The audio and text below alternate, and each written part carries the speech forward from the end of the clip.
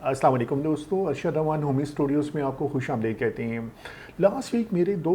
Client के साथ meeting हुई और दोनों यंग आदमी थे, 35 ईयर की एज के थे। और उनके साथ जो डिस्कशन हुई मुझे बहुत खुशी हुई कि हमारी जो यूथ है वो किस तरह से सोच रही है, किस डायरेक्शन में वो जाना चाह रही हैं। जो हमारी डिस्कशन हुई वो डिस्कशन इस तरह से थी कि वो इन्वेस्टमेंट करना चाह रहे थे और अपने एक रिटायरमेंट प्लान डिज़ाइन कर रहे थे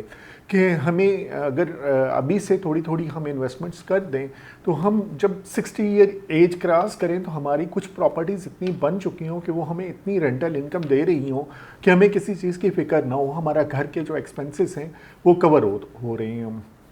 इस वीडियो में मैं आपके साथ शेयर करूंगा कि कुछ लोग ये माइंड में रखते हैं कि हम बैंक में क्यों ना डिपॉजिट करा दें, अपने रिटायरमेंट फंड्स आते हैं या कुछ और इन्वेस्टमेंट्स आती हैं तो वो बैंक्स में डिपॉजिट करा देते हैं। एक फर्स्ट जो थॉट जाती है माइंड में वो ये जाती है कि हम बैंक में डिपॉजिट करा देते हैं। और बैंक आजकल इंटरेस्ट रेट आल्दो थोड़ा सा कम हो रहा है लेकिन फिर भी अच्छा ऑफ़र कर रहे हैं, अराउंड 19% से लेके 21% तक इंटरेस्ट रेट ऑफ़र कर रहे हैं, प्रॉफिट रेट ऑफ़र कर रहे हैं। और अक्सर लोग सोचते हैं कि हम बैंक में डिपॉजिट करा देते हैं, लेकिन अगर आप डीप वर्किंग करें, उस पर रिसर्च करें बैंक के प्रॉफिट्स के ऊपर तो आपको पता चलेगा कि साल के बाद जब आपको 19 to 20% प्रॉफिट मिल रहा है वो बेसिकली नॉर्मल प्रॉफिट है। उससे जब आप माइनस करेंगे इन्फ्लेशन रेट को, जो इन्फ्लेशन इस वक्त 24, 25%, 26% तक चल रहा है, तो आप माइनस में चले जाएंगे, आप नेगेटिव में चले जाएंगे।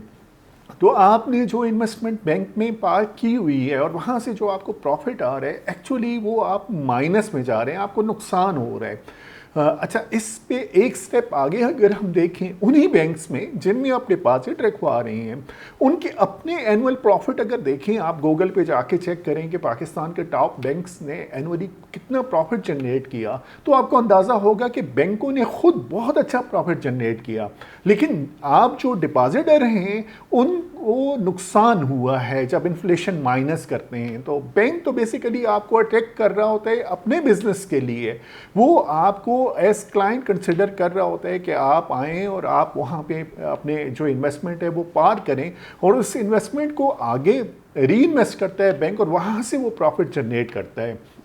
अपना प्रॉफिट वो सिक्योर कर लेता है और अच्छा प्रॉफिट बैंक कमा रहे हैं। लेकिन जो इंडिविजुअल इन्वेस्टर होता है उससे प्रॉफिट नहीं हो रहा होता, बल्कि माइनस में, वो नेगेटिव में होता है। तो ये एक पॉइंट था जो मैं चाह रहा था कि आपके साथ मैं शेयर करूं और आपको फ़र्क का पता चले कि नॉर्मल प्रॉफिट में और रियल प्रॉफिट में क्या फ़र्क होता है। अब रियल प्रॉफिट अगर मैं आपको बताऊँ तो आप अगर कहीं पर इन्वेस्टमेंट्स करते हैं किसी रियल स्टेट में और वहाँ से रेंटल इनकम आपकी आ रही होती है तो वहाँ से जो रेंट आता है वो आपका रियल प्रॉफिट होता है, क्योंकि वो प्रॉपर्टी अप्रिशिएट हो रही होती है, इन्फ्लेशन का इम्पैक्ट वो एब्जॉर्व कर रही होती है और जो रेंट आपको आ रहा होता है वो रियल प्रॉफिट होता है। अब उसको अगर रेजिडेंशियल में आप इन्वेस्ट करते हैं तो आपका वो रेंटल इनकम डिफरेंट होती है, आप कमर्शियल में इन्वेस्टमेंट करते हैं तो आपकी रेंटल इनकम डिफरेंट होती है, आप अगर टूरिज्म और हॉस्पिटैलिटी बेस में इन्वेस्टमेंट करते हैं तो आपकी रेंटल इनकम डिफरेंट होती है, लेकिन वो रियल प्रॉफिट होता है, रियल इनकम आपकी होती है। तो ये एक टॉपिक था जो मैं चाह रहा था कि आपके साथ डिस्कस करूं